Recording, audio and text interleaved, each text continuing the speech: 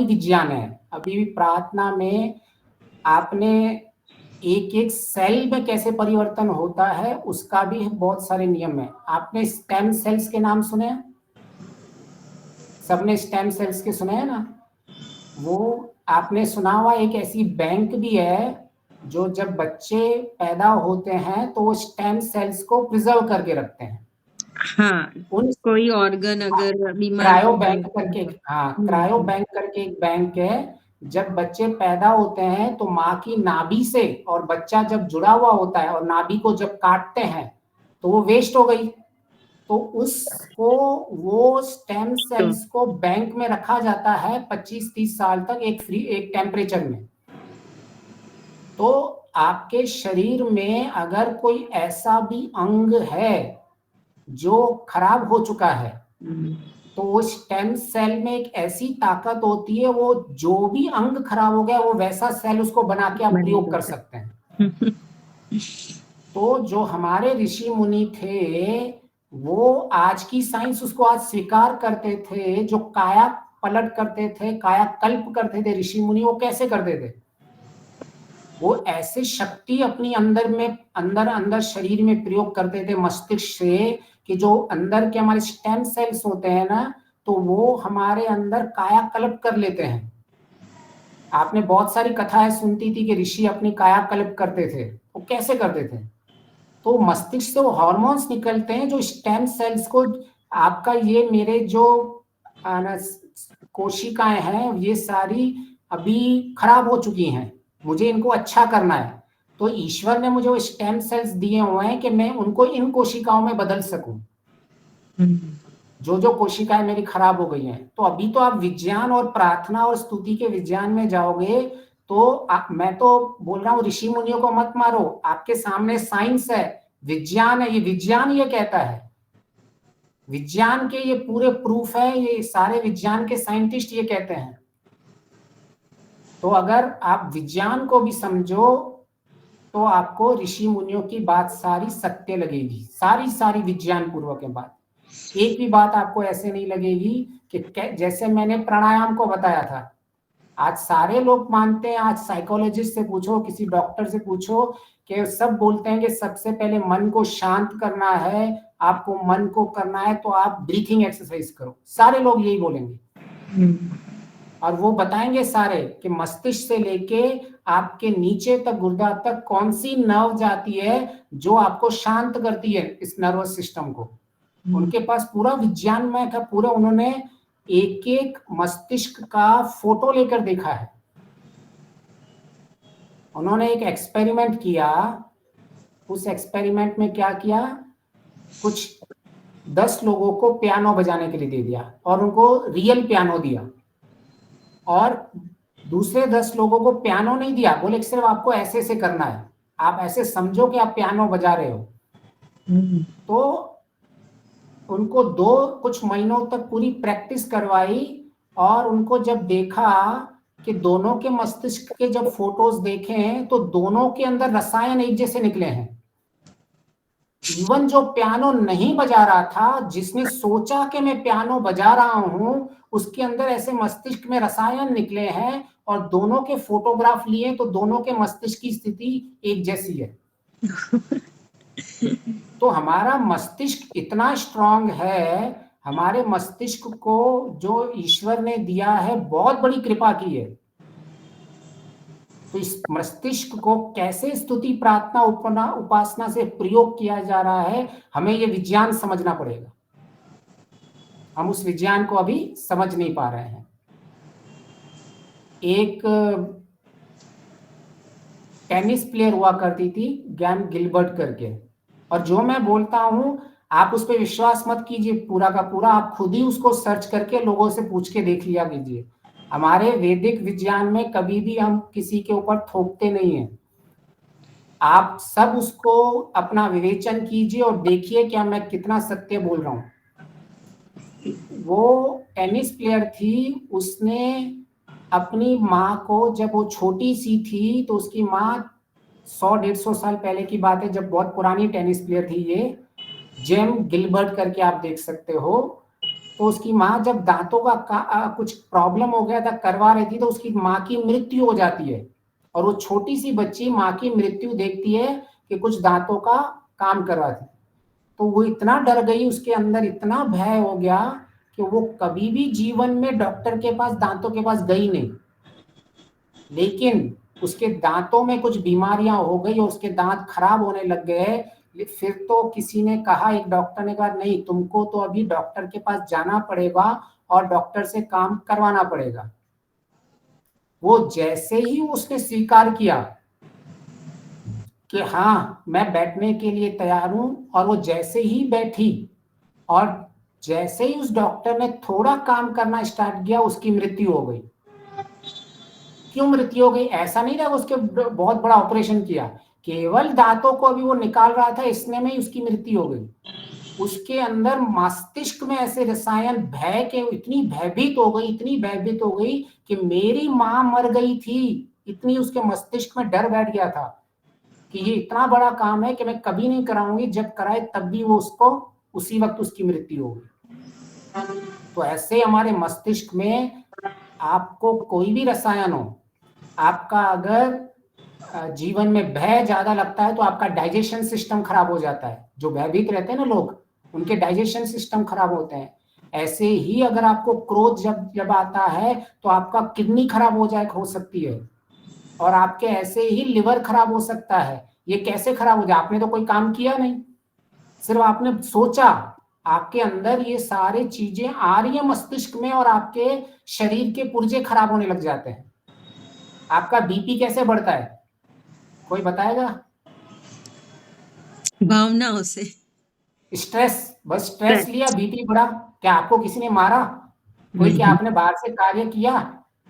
तो मस्तिष्क का ये हमें समझना पड़ेगा। विज्ञान के मस्तिष्क में मेरा थोड़े से परिवर्तन से कितने मेरे अंदर हार्मोन्स में परिवर्तन हो जाते हैं, इन सब रसायनों में परिवर्तन हो जाते हैं।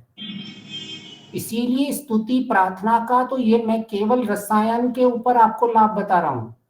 अभी तो स्तुति प्रार्थना के तो और भी साइंटिफिक बहुत सारे लाभ हैं, जिसको ऑटो सजेशन कहते हैं, विजुअलाइजेशन कहते हैं, लॉ ऑफ रिपीटेशन करते हैं, कि बार बार जिसकी आवृत्ति कहते हैं, उसको, उससे कैसे हमारे मस्तिष्क में फर्क पड़ता है, उसको कैसे आप जो हमारा मस्तिष्क कैसे कैसे शब्दों को ज्यादा लेता है।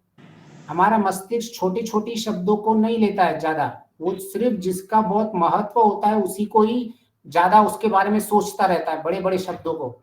तो हमें शब्द कैसे प्रयोग करने चाहिए जो हमारे क्रिया करने में मुझे सहायता हो। हमारी क्रियाएं ऐसे नहीं होती हैं, हमारी क्रियाएं मस्तिष्क में जो शब्द निकल रहा है, जो भावनाएं निकल रही हैं, जो इच्छाएं बन रही हैं, उसके अनुरूप सारी क्रियाएं होती हैं। तो हमें कभी भी ऐसा नहीं समझना चाहिए कि मुझे तो ये पता चल गया। जीवन भर लोग यम नियम सुनते रहते हैं, लेकिन फिर भी हिंसा करते रहते हैं, झूठ बोलते रहते हैं, चोरी करते रहते हैं, व्यभिचारी होते हैं, परिग्रह करते रहते हैं। आप में से और हम में से तो कितने 25-25, 30-30, 40 सालों से यम नियम सुन रहे हैं, फिर भी क्यों परिवर्तन नहीं हो रहा है? करो ना कर्म। अगर आपको शब्दों से सीधा सीधा अपने पुरुषार्थ में इतना लग रहा है कि हमारा पुरुषार्थ सब कुछ परिवर्तन कर सकता है, नहीं होगा। ये उपासना, स्तुति, प्रार्थना एक मस्तिष्क में परिवर्तन करने का एक साधन है।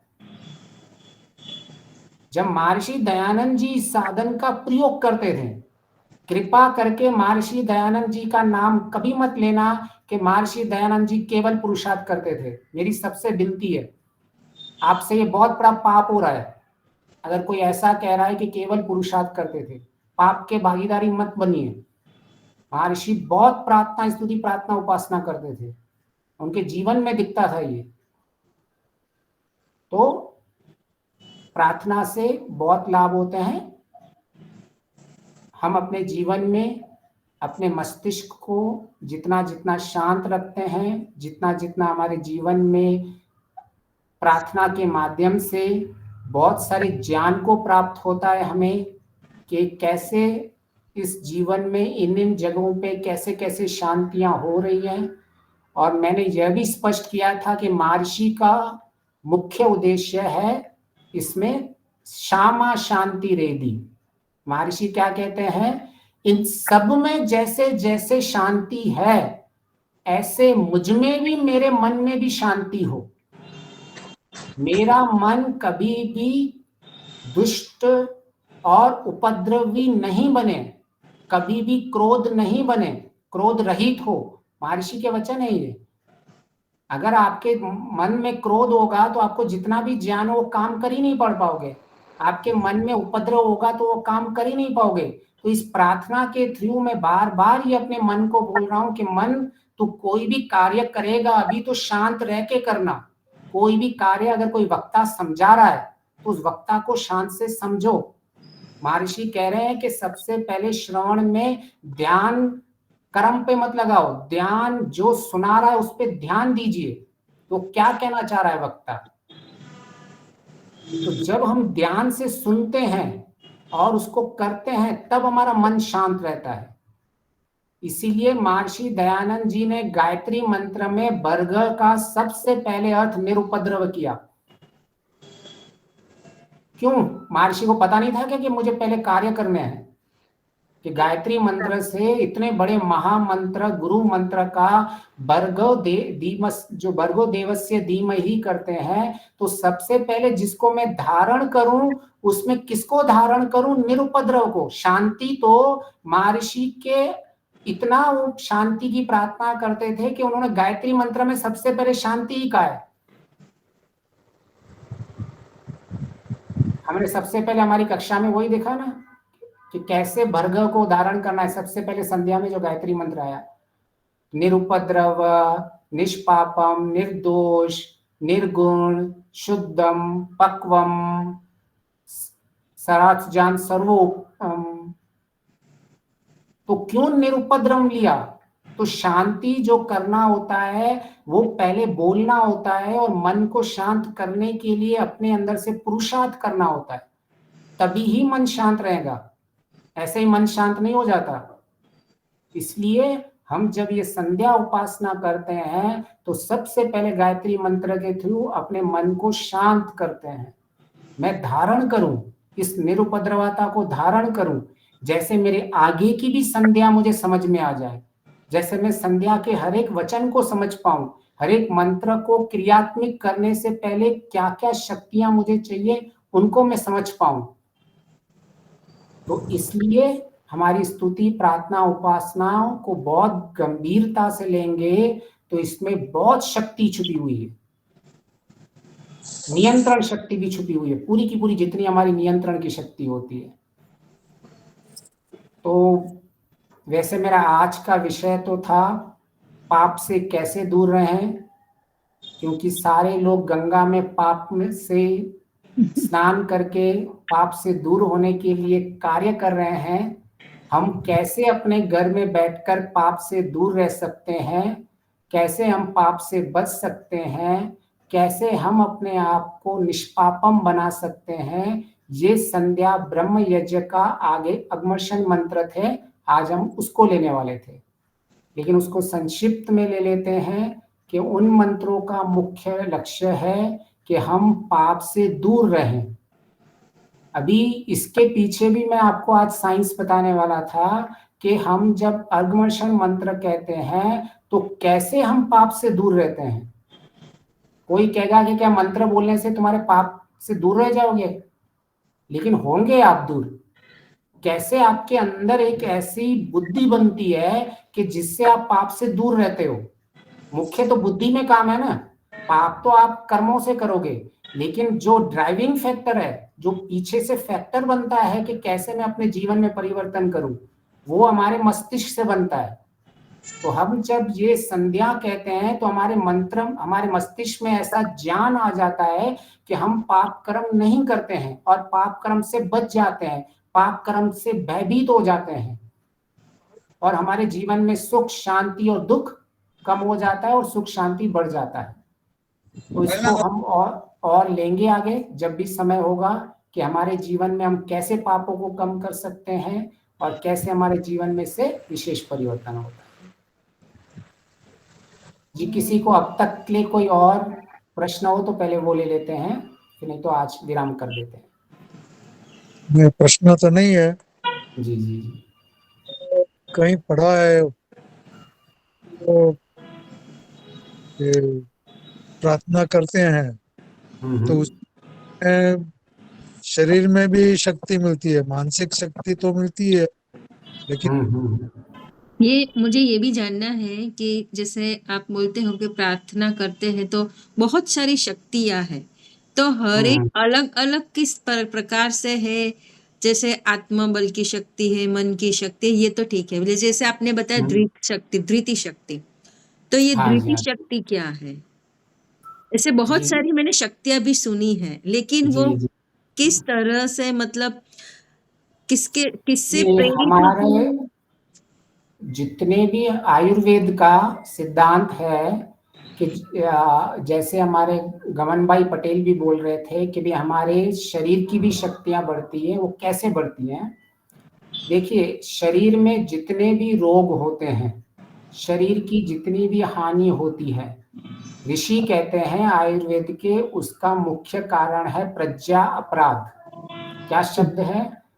प्रज्ञा प्रज्ञा अपराध। अपराध, हाँ जी, वो हाँ। हमारे सर ने भी वो बताया था कि मोस्टली बहुत सारे रोग है, जैसे कैंसर होता है या फिर जो रोग हम मिटाने, मतलब वो क्योर नहीं कर सकते, वो उसका कारण होता है प्रज्ञा अपराध। बहुत सारे रोग, मतलब ऋषि तो यहाँ तक कहते हैं आपके अंदर जो भी रोग हैं, एक तो बड़े बड़े रोग तो है ही हैं, लेकिन आपके शरीर में जो भी रोग हैं उसका मूल कारण, मतलब आप अंत में जाके जाओगे तो उसका कारण होता है प्रज्ञा अपराध। सारे रोगों का? सारे रोगों का हाँ। मूल कारण, जिसका अच्छा। मूल कहते हैं कि अगर अच्छा। आपको अभी किडनी खराब है, या आपको जैसे कि हमने अभी देखा कि आपको क्रोध आ रहा है तो आपका डाइजेशन सिस्टम खराब है। तो आपको क्रोध क्यों आ रहा है? क्योंकि बुद्धि नहीं है, प्रज्ञा अपराध हो रहा है। प्रज्ञा अपराध हो रहा है, बुद्धि नहीं है। तो आपने, कोई बोलेगा नहीं नहीं मैंने तो गलत खा लिया इसीलिए मेरा पेट खराब हो गया, कोई ऐसे कह सकता है ना। लेकिन उसने गलत क्यों खाया?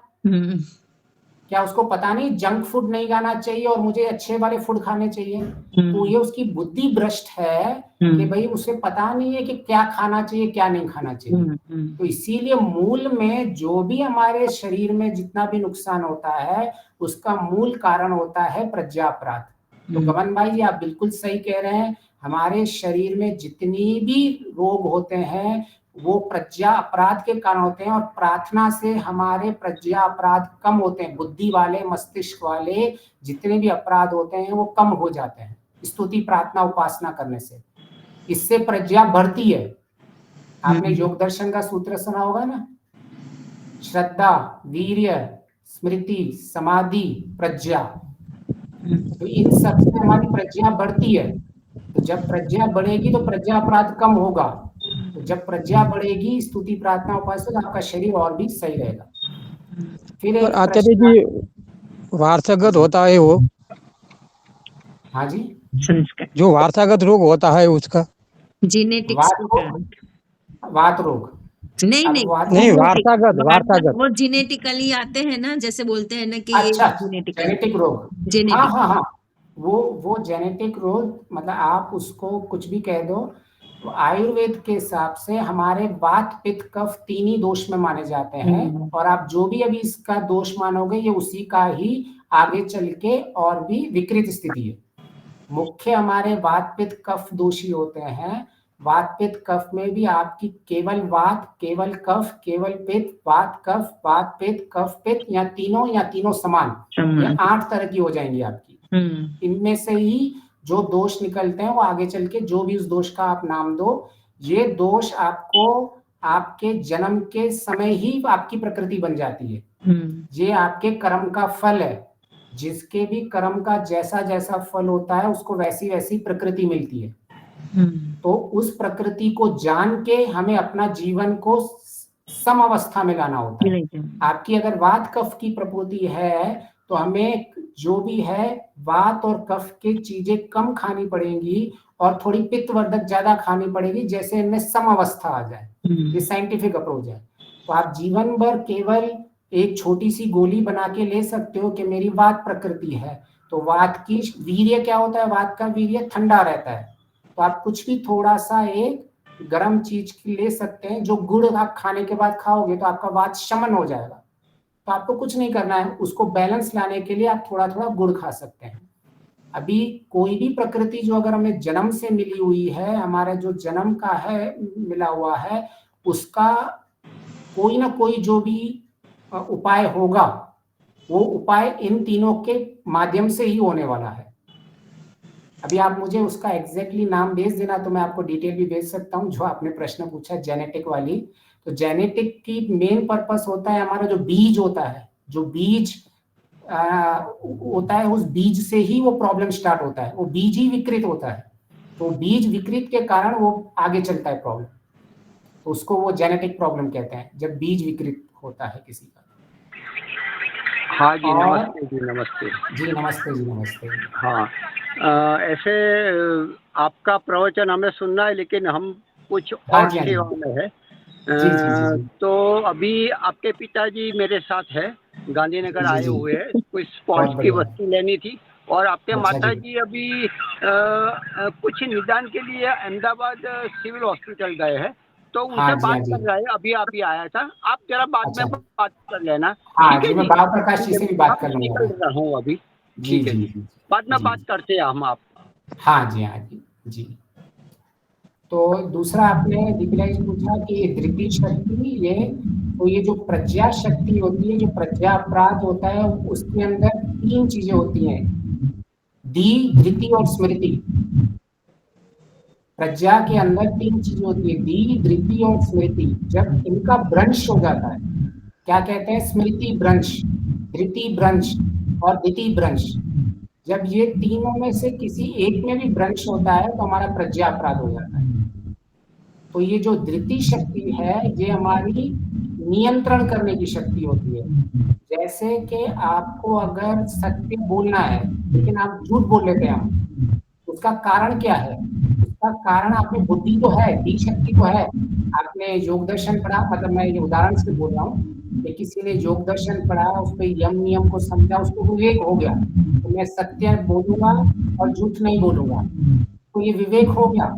लेकिन अभी तक उसकी धृति शक्ति इतनी स्ट्रांग नहीं है, तो वो जब उसकी विपरीत परिस्थितियां आए तो उसके मुंह से झूठ निकल जाता है, तो उसका कारण है धृति शक्ति नहीं होना। कुछ लोगों को क्या हो जाता है, स्मृति भ्रष्म हो जाती है, स्मृति भ्रंश। स्मृति भ्रंश में क्या होगा कि आपने सुन लिया कि मुझे सत्य बोलना चाहिए और झूठ नहीं बोलना चाहिए, लेकिन जैसे जैसे विपरीत परिस्थिति होती है तो आपकी स्मृति में वो आता ही नहीं है। आप बोलोगे अरे मुझे तो ये पता था, लेकिन आप झूठ बोलने के बाद फिर पता चला मैंने झूठ बोल दिया, इसको कहते हैं स्मृति भ्रंश। तो ऐसे ही हमारे तो इसीलिए प्रार्थना और उपासना बार बार की जाती है कि मेरी स्मृति में वो ज्ञान हमेशा रेडीली पड़ा रहे, क्योंकि कई बार विपरीत परिस्थिति में हमारी स्मृति में वो ज्ञान आता ही नहीं है। इसीलिए हम वो प्रार्थना और उपासना स्तुति करते हैं, जैसे मेरी स्मृति में जैसे ही कोई मुझे क्रोध दिलाए तो मेरी स्मृति में तुरंत आ जाए कि क्रोध से मेरी क्या आने वाली है, लेकिन हमारी स्मृति में आता नहीं है। इसलिए नहीं आता है क्योंकि हमारी स्मृति भ्रंश होती है, वो हमारा प्रज्ञा अपराध हो जाता है। ऐसे 3, धी, धृति और स्मृति, इन तीनों के भ्रंश को मिला के कहते हैं प्रज्ञा अपराध। अच्छा, ओके, बहुत बहुत धन्यवाद। एक बार हम आपसे गायत्री मंत्र को डिटेल में समझना चाहेंगे। ठीक है, फिर से समझेंगे, ठीक हाँ है। जी, ओके, बहुत बहुत धन्यवाद। बहुत बहुत धन्यवाद, थैंक यू। बहुत अच्छा लगा। जी धन्यवाद जी। आज ऐसा हुआ कि मैं रिकॉर्डिंग नहीं कर पाई, लेकिन अच्छा हुआ मैंने स्क्रीन रिकॉर्डिंग कर ली है। ये बहुत आज का यूजफुल रहेगा।